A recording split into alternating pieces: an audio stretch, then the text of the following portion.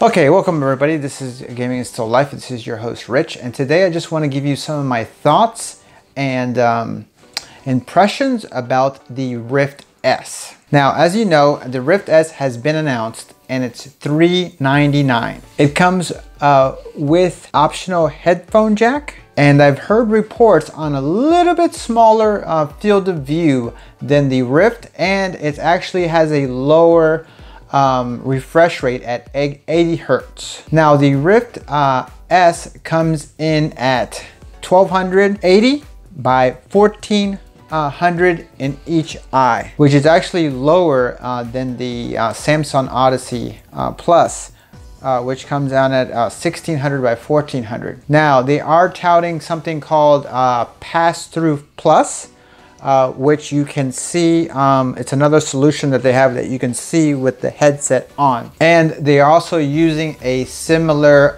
Halo type of device, like the PlayStation VR, where you can actually put it on, tighten it in the back, and move the screen forward and backward a little bit. Now, for some of the bad parts, they're not using the AOM LED screens that they were using in the past generation for the Rift, or like some of the other premium headsets like the Vive or even the Samsung Odyssey. They're not using that type of display. They actually went for a single display, very similar to the Oculus Go, where they're using LCD screen. Now, what does that really mean for you? What it means is that you're not going to get the rich blacks that you get with an LCD screen. Also, the way the pixels are aligned, you're probably going to get a little less screen door effect. Now, they are sticking with DisplayPort and a USB 3.0. And they're also adding a fifth camera to the top of the device. Now, the thing I understand is they went in partnership with Lenovo, and one of the reasons I really think that they did that is because it's really hard to do two product lines around the same time. I mean, they're basically releasing two different products, and I don't know how much confidence that they have with their Oculus Quest, because I've heard reports of people losing tracking when they're reaching high up in the air. Now this is where I start calling BS on certain things, because when I've had the Samsung Odyssey Plus right here, and I can tell you without a doubt, I've never ever had any problems reaching up ever for anything. Most of the time, 90% of the time, every time you're reaching up for anything, you're going to be looking up. I've never had it. Okay, now the only time that you might be reaching up and maybe like looking down or something like that is if you're playing a game like Echo Arena or something like that, where you might be doing something like doing something over here and then like doing something over here or something like that. Now, I don't care how many cameras that you have, okay? When you're looking this way, okay, and you're reaching back here, okay, this camera, I don't think is gonna be able to see that anyways. Now, the only time that I've ever had a problem, okay, with these two cameras right here in any VR game is when I have the controller too close to the camera, because I'm like maybe like in a shooting game where I have the controller right here. Okay, that's one of the times.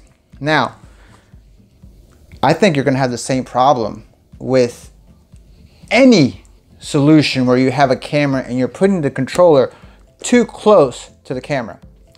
And the other time I've ever had any problems with tracking on this is, for example, in a game like Lone Echo, and I have it on my video that I did, I think, where I was seeing if Revive was working with Oculus games. In a game like Lone Echo, when you would push away from a wall, but I would be looking the opposite way. So if I'm looking over here and I push away from a wall and I'm looking over there, that's the only time I've ever had a problem. So I would have to look at the wall and push away. Now, I don't think that a camera right here, a camera here, and 2 cameras down here are gonna help me when I am pushing away from the wall and not looking. Because unless they put cameras in the back, it's not gonna solve those instances where I've had problems with tracking. Now, I've heard people say, well, if you hold your hands too far to your sides, they've had problems and this and that. I've never had that problem. I'm sure it can happen, but anytime you hold your hands to your sides, as soon as you bring it up, it picks it up like that. So it's unnecessary. Now, I think it would be a good idea if they would have put 2 cameras, one over here and one over here. When one over here and one over here, you could have covered everything, okay? But they're not doing that. So, I don't know, what do I know? I'm not an engineer. So, that's just a couple of things. Another thing is they went away from one of the reasons that I really like the Rift, and I like that fabric, that comfortable look. I thought that what they were gonna do, the smart thing to do was they were gonna have a product exactly like, okay, exactly like the Oculus Quest, but take out the SoC chip and take out the GPU out of it and put a cord and bam, people would have been so much happier. But they didn't do that. They decided instead to go with Lenovo, and I'm not sure how good that build quality. Now you see how much Lenovo's cost. I know that they've designed a headset with Lenovo that is actually cheap to build. These headsets don't cost them that much. That's why they can release these headsets at $299 or like the Lenovo at $199, $150, because they don't cost that much. They're very cheap to produce. But I think that's why they went the route, because Lenovo can build a headset cheaply. I was looking forward to buying the Rift S because I have a library when I used to have the old Rift that I don't play as much anymore because I can't really play it natively. I have to use Revive, and a lot of times Revive is iffy, especially when they have like a an update on Steam VR or something. Revive can be a little iffy, but that's kind of why I'm kind of leaning towards the Rift S, just because of that. But I don't know how willing I'm willing to take a step back and go to an LCD screen or lose those deep, rich blacks. Like when it's black in this headset, it looks like it's off because you can't see nothing in it. And I don't know if I'm willing to take a step back and accept screen door anymore. I don't really know if I could do that just to be able to play those games. And I'm telling you right now, Oculus is the only company out there that is actually putting an investment that we know of into games. So I have some decisions to make. I don't know, but I'm leaning right now. Okay, I need another headset. Okay, just to have another headset for what I do. I always need a headset in case one breaks, something happens. I'm gonna have 2 headsets, but which one should I buy? I'm kind of leaning to the HP Reverb. That headset looks amazing, and from some of the early reports from like Voodoo D, he's saying that he tried the HP Reverb in his video, and he said that it's very comparable to the Pimax 8K. He said the screen was beautiful, beautiful. And I got a 1080 Ti, so I'll be okay as far as the computer goes. So I'm leaning towards that. The only way that I will buy it, okay, if that somebody says that the tracking is comparable to this headset, because I am happy with this headset. Now, if they say, but I've heard that the other Windows mixed reality headsets don't get that great of a tracking. Now, I've heard like the Lenovo and the Dell and all them have a problem when you're doing something really high.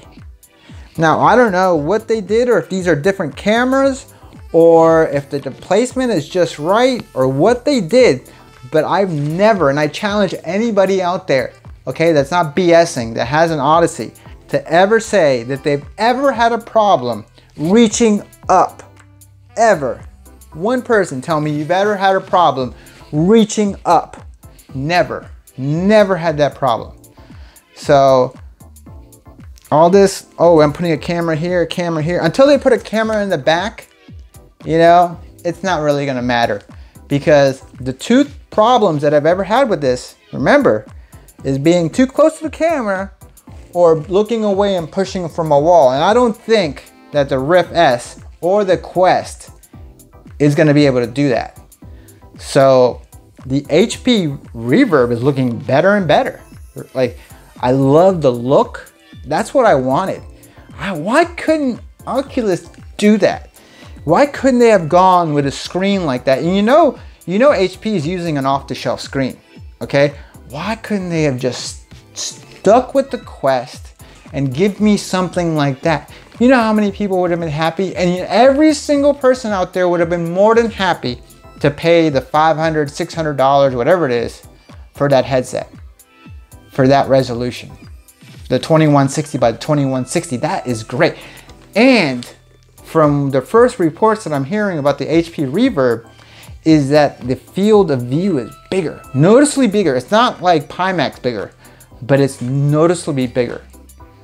So, I don't know, what do you guys think? Give me some feedback.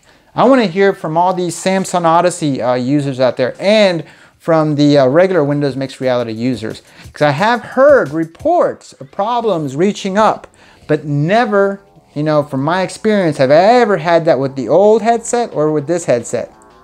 So give me some input in the comments, okay, please. Thank you very much. Please give me that thumbs up. Let me realize my dream, the small YouTuber guy, you know, just trying to make it, you know, I'm a little fish in a big pond. All right. Thank you very much. Thumbs up if you love it. Thumbs down if you hate it. All right. And I'll see you guys next video. Thank you.